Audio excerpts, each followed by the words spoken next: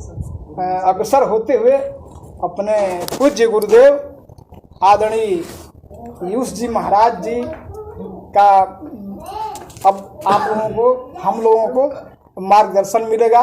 कितना बड़ा सौभाग्य है कि जाने अनजाने, देखिए ये फितरत, हम सोच रहे थे बीच में कि 15 मई को हम लोग गए थे और कई जगह हम चर्चा किए, हमारे अपने यहाँ श्री नारायण जी से, श्याम बिहारी जी से, तमाम लोगों से चर्चा किए थे कि वहाँ चलना है, एक दिन आप लोगों को लेके हम चलेंगे वहाँ सुनहरियाँ। लेकिन बीच में ही ये संजोग आपके द्वारा बन गया और हम लोगों का महापरम सौभाग्य कि आप पधारे। अब इससे बड़ा सौभाग्य नहीं हो सकता अनिल जी, हैं। तो मैं चाहूँगा कि ऐसे महान संत, जिनको आप लोगों के द्वारा भी कहा गया वैज्ञानिक महान संत में पहले व्यक्ति ऐसे हैं। 3 जुलाई को कार्यक्रम में भी हम लोग चलेंगे, ढंग से चलेंगे और जो भी आपका निर्देश आदेश होगा हम लोग अक्षरशः पालन करेंगे। और मैं इसी बात के साथ चाहता हूं कि आप पूज्य गुरुदेव जी का हम लोगों को मार्गदर्शन मिले। आदरणीय गुरुदेव जी बैठे ही बोल देता हूँ, गोष्ठी है छोटी सी।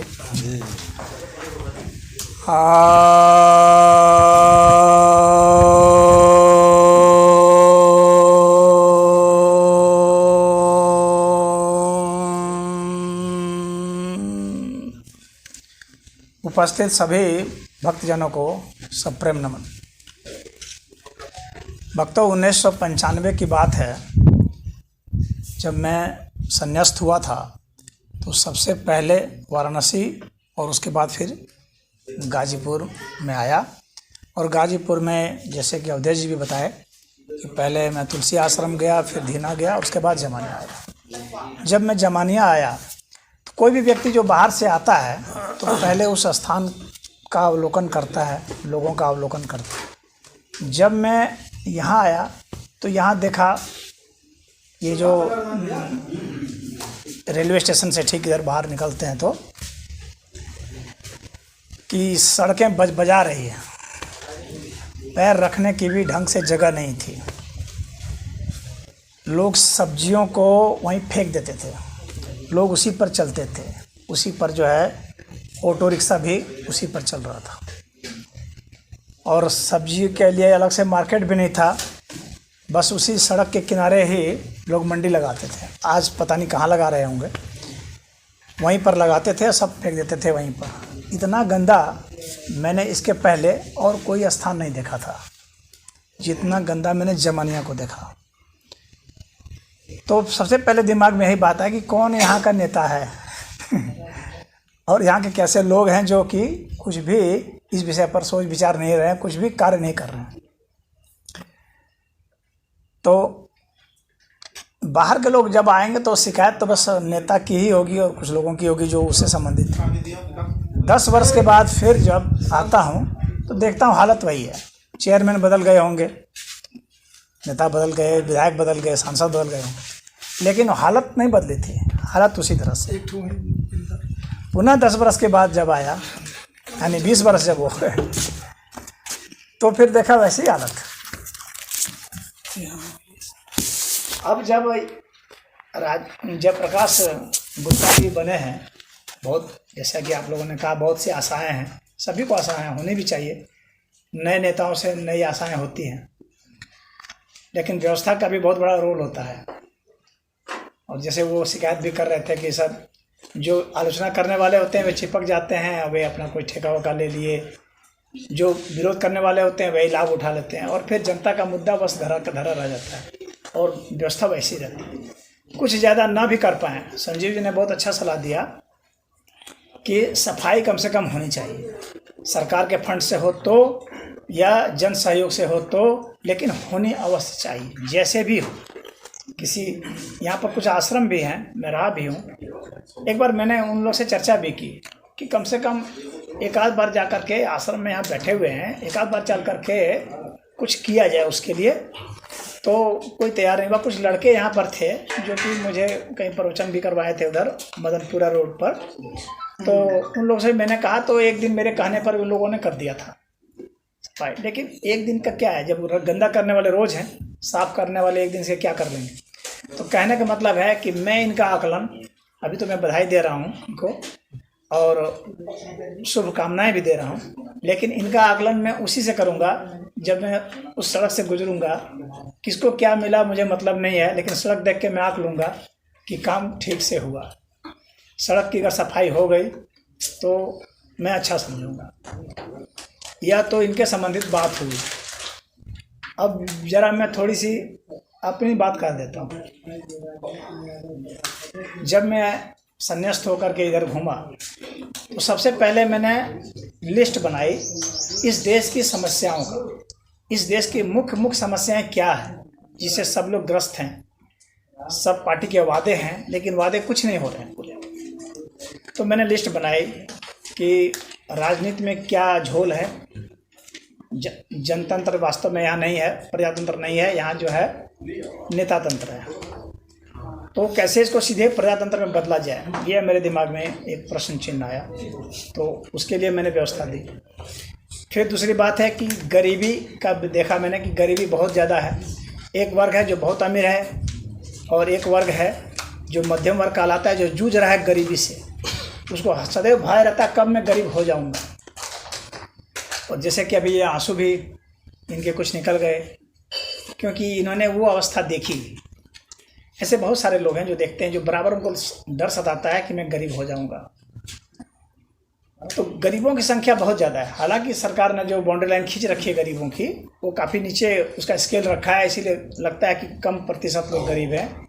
सरकार के हिसाब से तो मात्र 35-36% लोग गरीब हैं, लेकिन वास्तव में गरीब जो है वो 60-70% के गरीब हैं।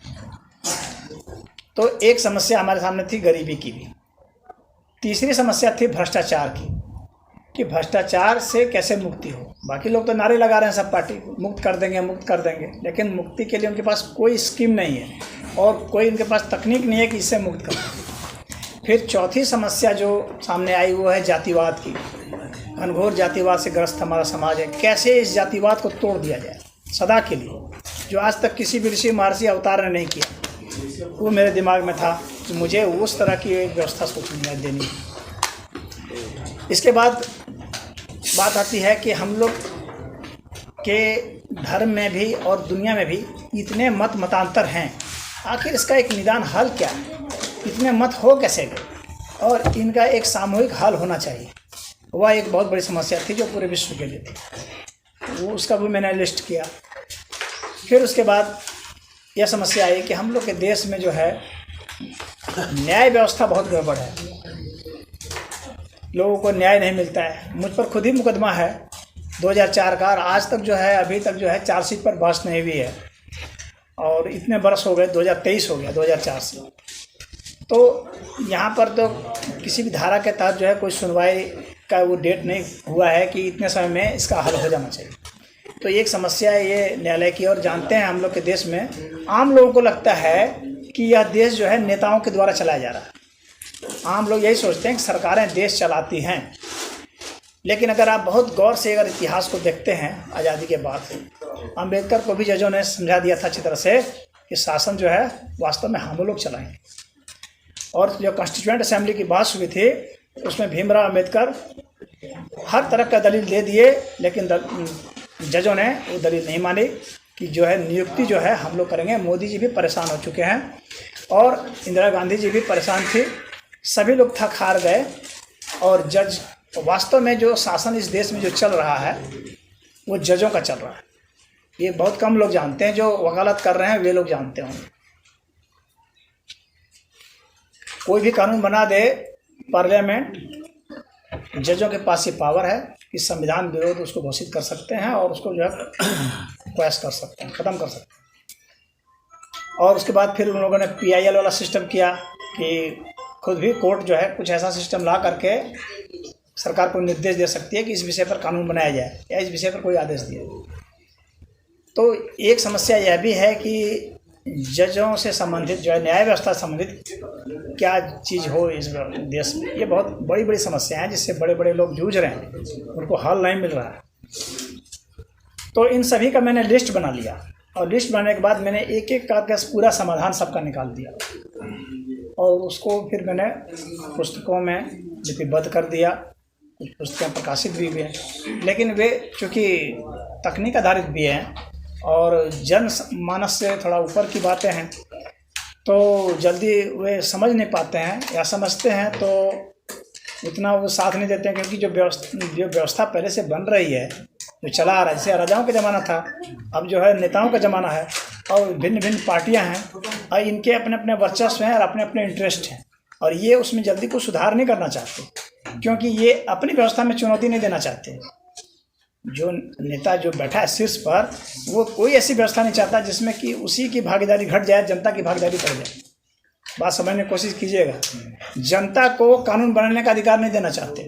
हमारा कहना है कि असेंबली से अगर पास हो जाता है, पार्लियामेंट से कोई कानून पास हो जाता है, तो उस कानून को भी जनता से भी पास कराना चाहिए, तब माना जाएगा कि वो जनता का कानून है। नहीं तो सरकारें तो थोड़े से मत से भी बन जाती हैं और कोई ना कोई कानून बना देती हैं, कानून उलट देती हैं। जनता के द्वारा जब कानून पास होगा तो वो वास्तव में जनता कानून होगा। तो एक पहली चीज़ तो ये कर दे।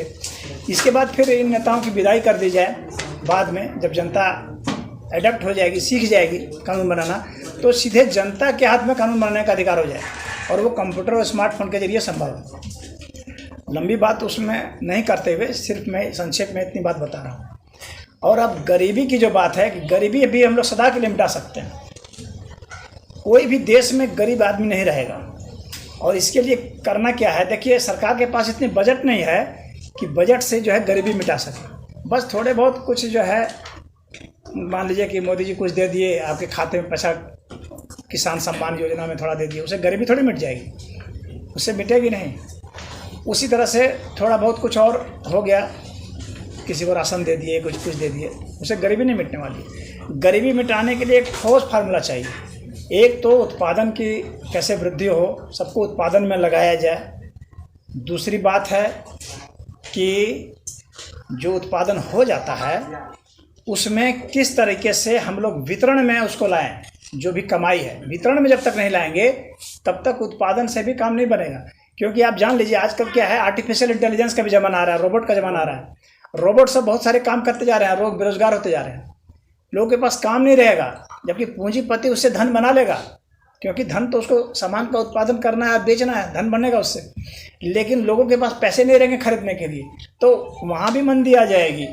लोगों के पास पैसे नहीं रहेगा तो लोग खरीदेंगे कैसे, और लोग गरीब होते चले जाएंगे। तो अगर हम भागीदारी इस अर्थ में करते हैं कि नहीं, चाहे आप मशीन से पैदा करें, चाहे आप रोबोट से पैदा करें, चाहे आप लेबर रख के पैदा करें, उसमें जो भागीदारी है वो जनता की होनी चाहिए। और वो भागीदारी कितनी, 20 और 1 के अनुपात में होनी चाहिए।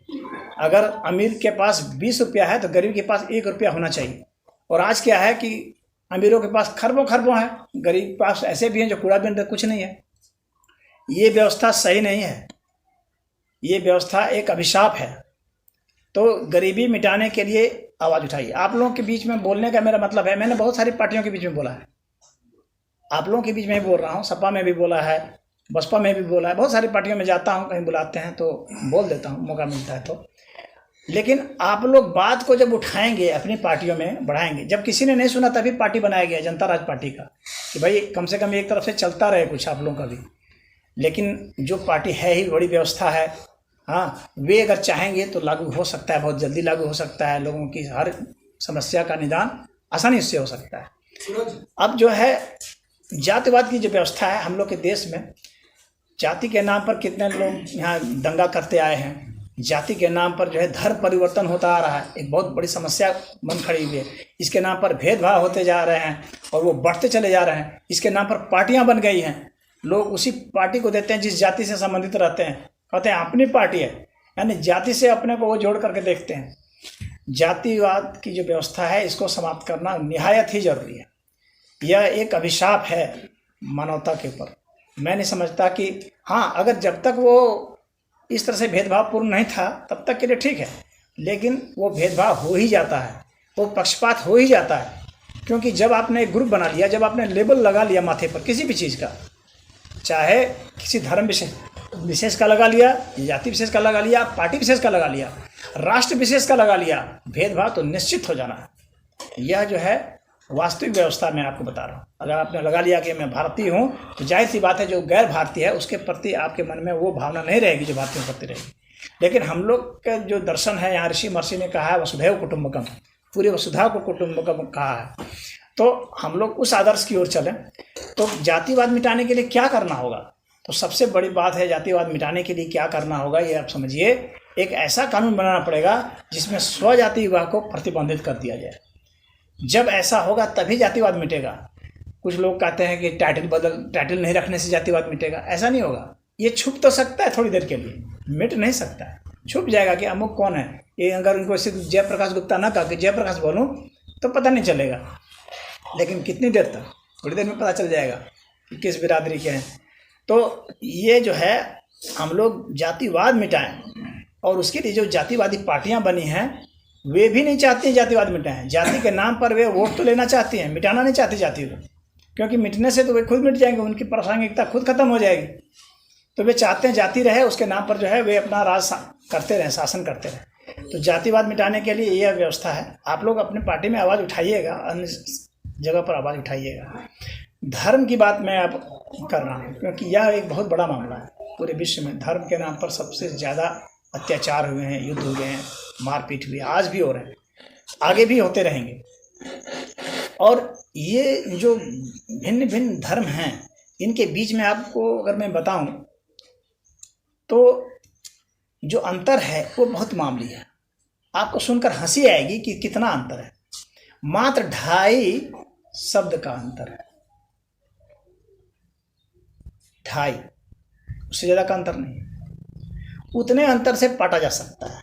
और उसको और संक्षिप्तीकरण में कर दूं तो 2.5 वर्ण का अंतर है, उससे ज़्यादा का अंतर नहीं। सोच सकते हैं 2.5 वर्ण के अंतर ने कितना बड़ा अंतर खड़ा कर दिया। यानी 2 और आधी ध्वनि अगर मिल गई तो इतने मत पैदा हो। कोई सोचा नहीं होगा कि इतने मत, इस्लाम है, चाहे सनातन धर्म है, ईसाईयत है, बौद्ध, जैन, जितने भी हैं, मात्र 2.5 वर्ण के अंतर पे खड़े हैं। अगर उस 2.5 वर्ण को समाप्त कर दिया जाए, उस अंतर को पाट दिया जाए, तो फिर पूरे विश्व में भिन्न भिन्न जो संप्रदाय बने हैं, भिन्न भिन्न मत बने हैं, जो लोगों को तोड़ रहे हैं, बांट रहे हैं और धर्म के नाम पर बरगला रहे हैं, वे सब समाप्त हो जाएंगे। वे 2.5 वर्ण क्या है मैं आपको बताता हूँ। बहुत थोड़ा सा अंतर है, आप समझने की कोशिश कीजिएगा। इस्लाम, ईसाईयत, यहूदी ये सब कहते हैं कि ईश्वर एक है, और सनातन धर्म कहता है कि ईश्वर एकमेव है। कितना अंतर है, एक और एकमेव है, सिर्फ 2.5 वर्णों का अंतर है। अगर उस एक में एकमेव जोड़ दिया जाए, एक में मेव जोड़ दिया जाए तो ये पूरा हो जाएगा। एकमेव का अर्थ होता है केवल, ओनलीनेस, सिर्फ। जब वे ईश्वर को एक की संख्या में लाते हैं तो ईश्वर को सीमित कर देते हैं, जबकि ईश्वर जब एक में होता है तो वह अनंत हो जाता है। इसलिए सनातन धर्म कहता है ईश्वर अनंत है और केवल ईश्वर है, ईश्वर के सिवाय कुछ नहीं है। जब हम कहते हैं केवल ईश्वर है तो फिर हम किसी के साथ न पक्षपात करते हैं, क्योंकि सब ईश्वर के स्वरूप हो गए। न ही हम किसी के साथ जो है दुर्व्यवहार कर सकते हैं, ना किसी का हम शोषण कर सकते हैं, ना अत्याचार कर सकते हैं। सिर्फ हम यह समझ लें कि सिर्फ ईश्वर है, ईश्वर के सिवाय कुछ नहीं है। और वह उनको समझना पड़ेगा, किनको, ईसाईयत को, इस्लाम को और यहूदियों को, क्योंकि वे रॉन्ग फुट पर हैं, गलत जगह पर हैं। ईश्वर एक है जब हम कहते हैं तो इसको, ईश्वर को सीमित कर देते हैं एक की संख्या में, वह एक गलत हो जाता है। तो उनको अपने को बदलना पड़ेगा। इसके ऊपर खैर डिटेल बहुत बात हो सकती है, लेकिन मैं यहाँ संक्षेप में हर समस्या का निदान, एक गोष्ठी है यहाँ पर, तो मैं कर देना चाह रहा हूँ। तो इसको अगर हम लोग पाट देते हैं तो सभी मतों में भेद खत्म हो जाता है। जितने भी मत हैं, जो नास्तिक मत भी तथाकथित कहे गए हैं, जिससे बौद्ध और जैन को नास्तिक मत कहा जाता है, वे भी एक कन्फ्यूजन के तहत हुए हैं। जैसे कि वहाँ पर है कि भाई पुनर्जन्म को मानते हैं, आत्मा को नहीं मानते। तो बिना आत्मा के पुनर्जन्म किसका हो रहा है? भगवान बुद्ध ने बहुत सारे अपने जन्मों की कथाएं सुनाई है। तो अगर आत्मा नहीं रहते तो फिर जन्म का कहाँ होता है? तो बुद्ध ने चूंकि उन विषयों पर बहुत खुल करके कभी नहीं बोला, चुप रहा, बुद्ध ने कोई इस तरह के शास्त्रार्थ नहीं किए, दार्शनिक शास्त्रार्थ, वे अधिकतर साधना पर जोर देते रहे। तो उनके बाद में जो इंटरप्रिटेशन हुआ, क्योंकि उनके 250-300 वर्ष के बाद ही सब ये ग्रंथ लिखे गए, त्रिपिटक वगैरह की जितनी रचनाएं हुई, तो बाद में 250-300 वर्ष में कितना अंतर हो जाता है। अभी यहाँ सभा हुई, अभी थोड़ी देर के बाद ही कितना अंतर आ जाएगा। तो मुंह से अंतर होते होते बहुत अंतर हो जाता है, और बाद में बहुत ज़्यादा बड़ा अंतर हो जाता है। तो अब लगता है कि बहुत सारे धर्म हो गए हैं, बहुत विभिन्न मत हो गए हैं। एक जो है निरंकारी मत हो गया है, और एक वैष्णवी हो गया है, एक आर्य समाजी मत हो गया है। तो ये इतने मत कहाँ से हो गए? ये सिर्फ भ्रांति से हुए हैं, और उसी एक और एक मेव की भ्रांति से, और कोई विशेष भ्रांति नहीं है। तो हम लोग को बस इतना सा पाटना है, बहुत बड़ा मामला नहीं है, बहुत बड़ा मुद्दा नहीं है। अगर इसको हम लोग ऐसा बना सकें तो सभी मतों के बीच में, सभी धर्मों के बीच में एक बहुत ही अच्छा सामंजस्य, एकता बन जाएगी, और सब लगभग एक मत के हो जाएंगे। कोई विद्वेष की भावना अंदर से नहीं रहेगी। अब इसके बाद बात आती है भ्रष्टाचार की। भ्रष्टाचार एक बहुत बड़ा मुद्दा है, बहुत लोग नारे लगाते आ रहे हैं। जब मैं बचपन में छोटा सा था तब से सुनता था कि भ्रष्टाचार हटाना है, हटाना है। उसी के नाम पर चुनाव लड़े जाते थे, जीते जाते थे। आज भी वही हो रहा है। भ्रष्टाचार अभी भी नहीं हटा। क्यों नहीं हटा? क्योंकि भ्रष्टाचार होता कब है? जब अंधकार होता है, यानी व्यवस्था में जब अंधकार होता है, पैसा कहाँ से कहाँ जा रहा है इसका पता नहीं चल रहा है, तभी तो भ्रष्टाचार हो रहा है। ये तो कहाँ से होगा? 1995 के अंत में मैंने डिजिटल करेंसी के ऊपर लिखा था। आज डिजिटल करेंसी, उस वक्त लोग मतलब हंसते थे, कितने को तो समझ में भी नहीं आता था। आज डिजिटल करेंसी चल रही है। कुछ बहुत लोग जो हमको पहले सुने हैं वे जान रहे हैं इस बात को। मैं उस समय डिजिटल करेंसी की बात करता था कि जो है ये भौतिक मुद्रा ख़त्म कर दी जानी चाहिए, और सिर्फ जो है मोबाइल के जरिए ही लेन देन होना चाहिए। ये 1995 के लास्ट में दिसंबर से मैं बात कर रहा था।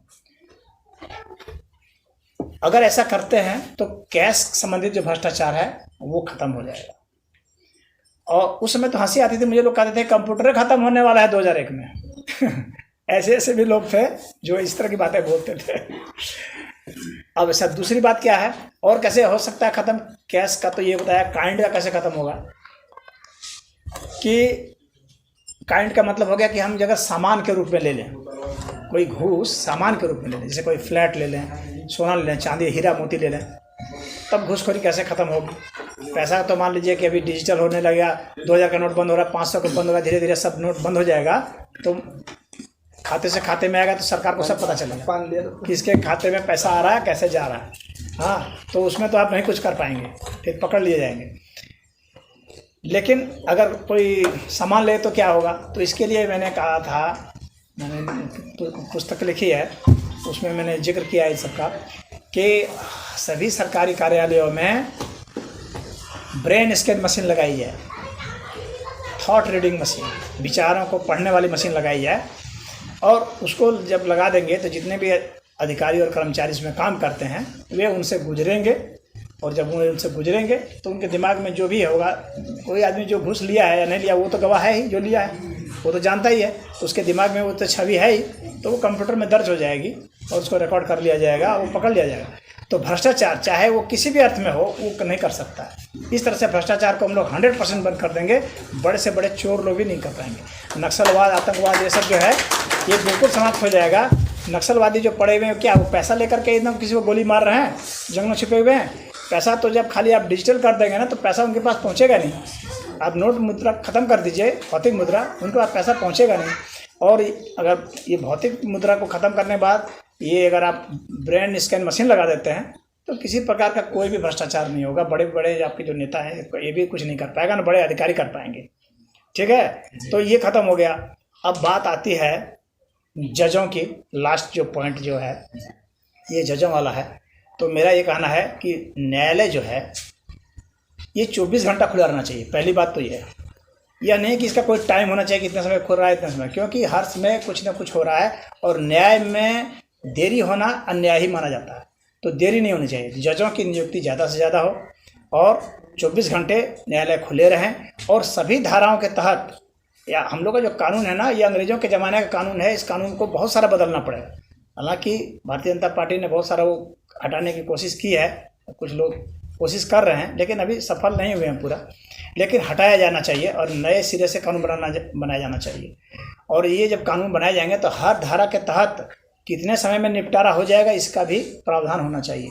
भले वकील लोग विरोध करें, क्योंकि उनको लगता होगा कि हमारी कमाई जो है घट जाएगी, डेट पढ़ते रहते हैं तो उनकी कमाई होती है, लेकिन हम लोग को न्याय देना है तो हम लोग को उसकी धारा के तहत जो है ये अधिकतम समय अवधि तय करनी पड़ेगी, जजों की नियुक्ति करनी पड़ेगी अधिक से अधिक समय तक। और कोशिश हम लोग ये करें, देखिए आज का अधिकतर केस जो है ना फॉल्स केस है, अधिकतर केस देखेंगे ना तो झूठे केस मुकदमे दर्ज होते हैं। आज देश में 4 करोड़ के करीब केस हैं, जिसमें कि समझ लीजिए कि 2-2.5 करोड़ के आसपास झूठे केस हैं। अगर मुकदमा दर्ज कराते समय ही अगर एफिडेविट लगवा ली जाए, एक अश्विनी उपाध्याय जी हैं, उन्होंने बड़ी अच्छी बात कही है, मैं उनकी ही बात को कोट कर रहा हूँ इस समय, कि उन्होंने ये कहा कि अगर वो सुप्रीम कोर्ट में वकील हैं, उन्होंने कहा कि अगर जो है जो भी मुकदमा दर्ज कराने जाए उससे अगर लिखित ले लिया जाए कि आप जब भी मतलब कोई भी दर्ज कर रहे हैं तो इसके लिए आपको जब भी बुलाया जाएगा आपको टेस्ट करने के लिए, आपका चाहे DNA डाटाबेस से टेस्ट किया जाए, चाहे आपका नार्को टेस्ट किया जाए, किसी प्रकार का जो भी टेस्ट होता है वेरीफाई करने के लिए कि आप सही बोल रहे हैं, तो आपको उसमें उपस्थित रहना पड़ेगा, आप उसे मुकर नहीं सकते, अन्यथा आपको जेल होगी। तो जो मुकदमा कराने वाले हैं वे खुद ही भाग जाएंगे और मुकदमा संख्या घट जाएगी, तो लोड जो है न्यायपालिका पर जो आज है वो लोड घट जाएगा। और न्यायपालिका को तो यह समझना पड़ेगा कि वे खुद ही अपनी नियुक्ति नहीं कर सकते, उनको जो नियुक्ति करने की जो कोशिश करते आ रहे हैं तब से लेकर आज तक सफल हुए हैं, वैसा नहीं होने दिया जाएगा।